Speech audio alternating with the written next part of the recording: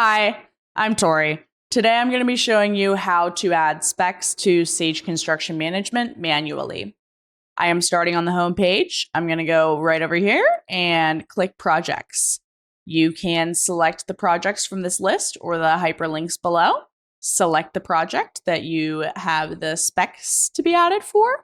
Scroll down to Project Library, click Specifications. You are now in Specifications. You're going to move over here to the right, click Actions, and add manually.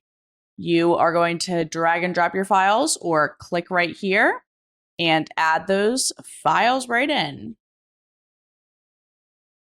So you can also put a prime contact if you need to. You're going to click Next.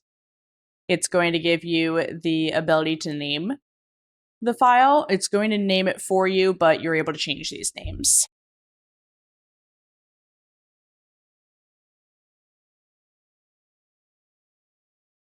Click Create. And now the specs have been added manually. And that is it.